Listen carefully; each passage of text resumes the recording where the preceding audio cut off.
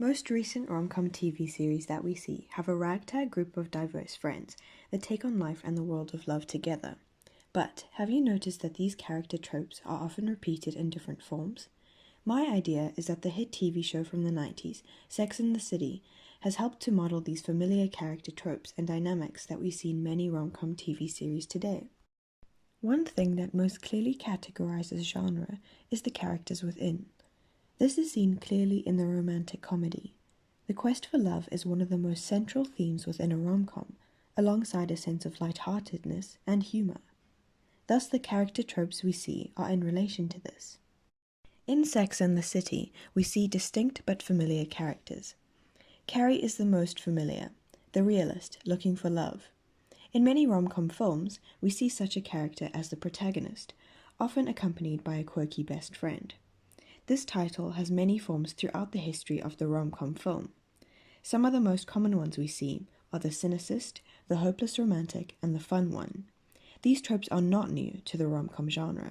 What is new to the rom-com genre in TV series is the combination of these characters. With Carrie being the realist, the one who supposedly sees the world how it is, she's the perfect subject for the rom-com. I say supposedly because, while this is how the viewer is guided to see Carrie, one must note that she is also on a quest for love, making her look at the world with a slightly more starry-eyed gaze. Carrie is also impressionable and values the opinions of those around her. Miranda is the cynicist. She can be mistrusting, particularly of men, and doesn't really believe that love is around the corner, if present at all. Because of this guard that Miranda has surrounding love, she also struggles to show emotion. Miranda is, however, headstrong and always vocal about her opinions. Samantha is the resident fun friend, always excited and always trying to bring the people around her out of their shells. She can often be controversial, specifically due to her sexual escapades, which she never shies away from speaking about.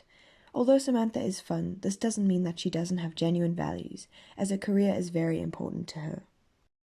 Lastly, Charlotte is the hopeless romantic, always believing that love and happiness will prevail above all else. She is positive and entirely supportive. However, because of her idealistic nature, can also be naive. A combination of these characters as depicted in Sex and the City can be seen in many TV rom-coms such as New Girl, Jane the Virgin, How I Met Your Mother, and The Big Bang Theory. In New Girl, Winston is our Carrie, demonstrating that this character trope doesn't necessarily represent the protagonist. In Jane the Virgin, they categorize their own characters in the Sex and the City themed episode. How I Met Your Mother makes use of these tropes as well, where we can identify both Lily and Marshall as a pair representing the Charlotte.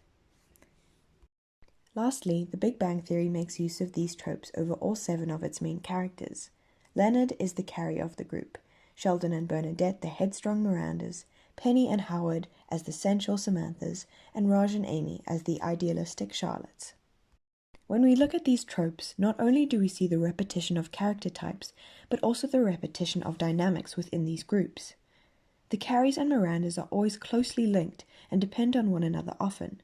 They're different enough to challenge one another, but similar enough to bring each other comfort. Another familiar dynamic is that between Charlottes and Mirandas. These characters have opposing views, yet still hold an extreme fondness and respect for one another. The dynamic between the group and its Samantha is another consistent one.